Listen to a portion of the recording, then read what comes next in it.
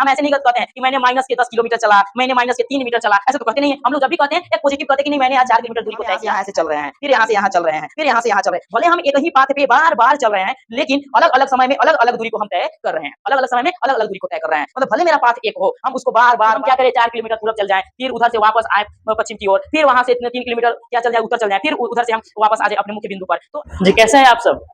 एक बार फिर से आपके साथ नए टॉपिक के साथ नए अंदाज में आ चुके हैं। देखिए कल तक हम लोगों ने सीखा था क्लासिकल फिजिक्स के बारे में। जी हाँ, कल तक आपको मैं बताया क्लासिकल फिजिक्स के बारे में और आज जानेंगे उसका नेक्स्ट आधुनिक भौतिकी। आधुनिक भौतिकी मतलब मॉडर्न फिजिक्स।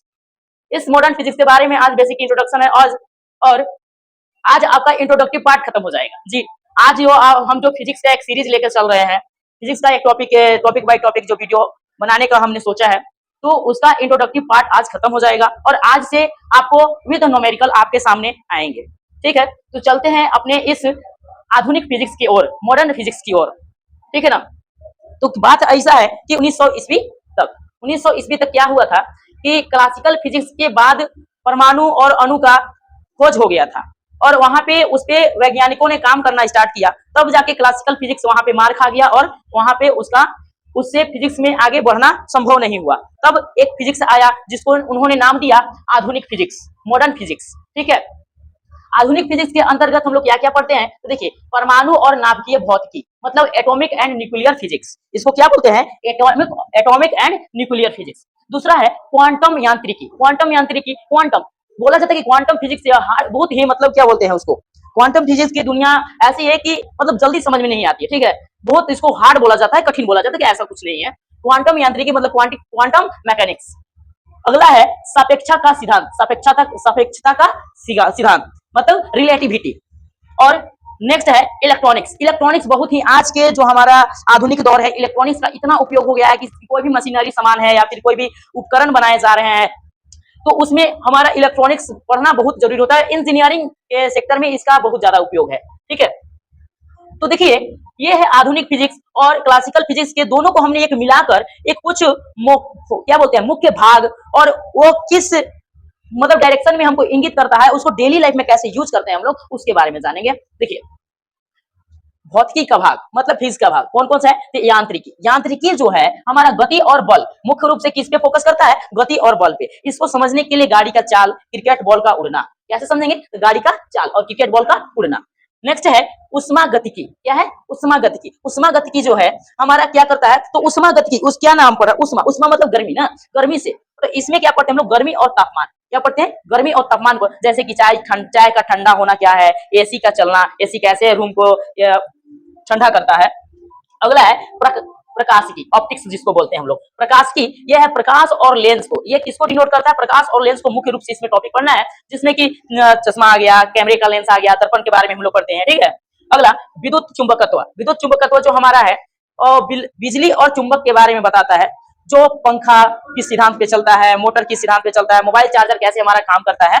नेक्स्ट है नाभिकीय भौतिकी हमारा है परमाणु की ऊर्जा। यही देखिए परमाणु की ऊर्जा के बारे में नाभिकीय भौतिकी में हम लोग पढ़ते हैं, जैसे कि परमाणु बिजली घर, उसके बाद कैंसर का इलाज। हाँ, कैंसर का इलाज भी हम इसी की मदद से करते हैं।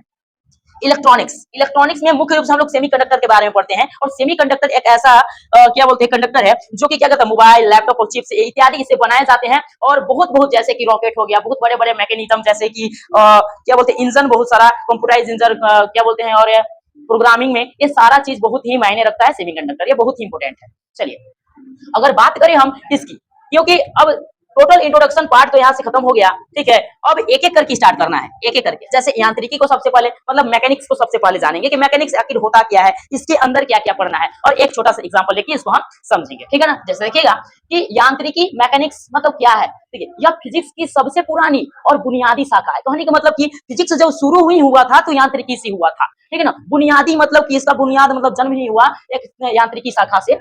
इसमें वस्तुओं की गति और उन पर लगने वाले बल का अध्ययन किया जाता है। और यांत्रिकी में क्या किया जाता है, तो वस्तुओं पे कितना बल लग रहा है, वो कैसे गति कर रहा है, इसके बारे में इसमें अध्ययन करते हैं।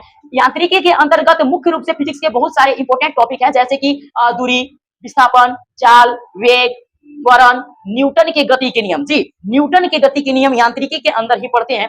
कार्य, ऊर्जा, ऊर्जा और शक्ति, ऊर्जा और शक्ति, गुरुत्व आकर्षण और ग्रहों की गति के बारे में सारा का सारा चीज यांत्रिकी के अंदर हम लोग पढ़ते हैं। चलिए यांत्रिकी तक हम आप लोग को यहाँ से बता दिए। और देखिए यांत्रिकी में पहला ना, यांत्रिकी में जो आपका पहला क्या है, तो दूरी के बारे में पढ़ना है और विस्थापन ना। तो दूरी के बारे में सबसे पहले हम स्टार्ट करते हैं दूरी। दूरी दैट मींस इन इंग्लिश क्या बोलेंगे, डिस्टेंस। क्या बोलेंगे, डिस्टेंस। जैसे हम यहाँ से यहाँ ऐसे चल रहे हैं, फिर यहाँ से यहाँ चल रहे हैं, फिर यहाँ से यहाँ चल रहे हैं, भले हम एक ही पाथ पे बार बार चल रहे हैं, लेकिन अलग अलग समय में अलग अलग दूरी को हम तय कर रहे हैं, अलग अलग समय में अलग अलग दूरी को तय कर रहे हैं। मतलब भले मेरा पाथ एक हो, हम उसको बार बार बार बार बार बार चल रहे हैं, यानी कि मेरे द्वारा तय किया गया दूरी हर एक बार अलग हो रहा है, ठीक है ना।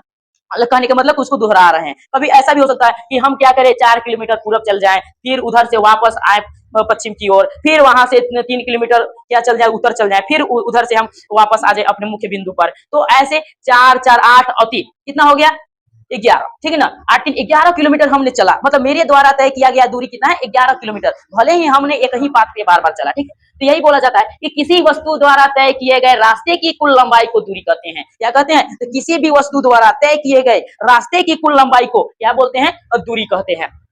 इसलिए हमने लिखा है कि दूरी बराबर रास्ते की कुल लंबाई। क्या लिखा है, दूरी बराबर रास्ते की कुल लंबाई। देखिए इसमें मुख्य इंपोर्टेंट दो चार चीजें हैं जिसको हम लोग ध्यान में रखेंगे। क्या रखेंगे कि देखिएगा, यह हमेशा धनात्मक होता है। जी हाँ, डिस्टेंस जो होता है हमेशा पॉजिटिव होता है, यह नेगेटिव नहीं होता है। हम ऐसे नहीं कहते हैं कि मैंने माइनस के 10 किलोमीटर चला, मैंने माइनस के 3 मीटर चला, ऐसे तो कहते नहीं है। हम लोग जब भी कहते हैं एक पॉजिटिव कहते हैं कि नहीं मैंने आज 4 किलोमीटर दूरी को तय किया है, तो यह हमेशा धनात्मक होता है। इसमें दिशा नहीं होती है, अब इसमें डायरेक्शन का कोई मैटर नहीं करता है कि आप किधर जा रहे हो, किधर से आ रहे हो, क्या कर रहे हो, क्या नहीं कर रहे हो। बस आपने कितना चला, आप जिस पाथ पे चले, आप जिस रास्ते पे चले, उस रास्ते की टोटल लंबाई कितनी हुई, वही तो आपके द्वारा तय किया गया दूरी होगा। हाँ देखिए अगला है, इसी कारण, इसलिए यह अदिश राशि है। क्या है भाई, अदिश राशि। अदिश दो चीजें होती हैं, एक सदिश एक अदिश। सदिश मतलब कि दिशा के साथ साथ, अदिश मतलब कि विदाउट डायरेक्शन, डायरेक्शन नहीं, विदाउट डायरेक्शन रहेगा, दिशा उसमें निर्धारित नहीं रहेंगे कि आप किधर गए किधर से आए, ठीक है ना।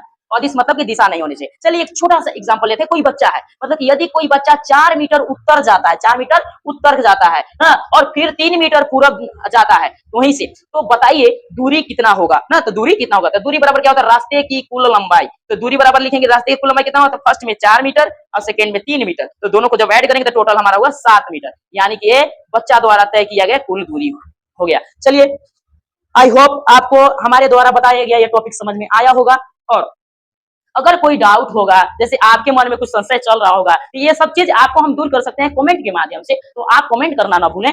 बाकी हमारे साथ बने रहिए, जुड़े रहिए और आगे पढ़ते रहिए। जय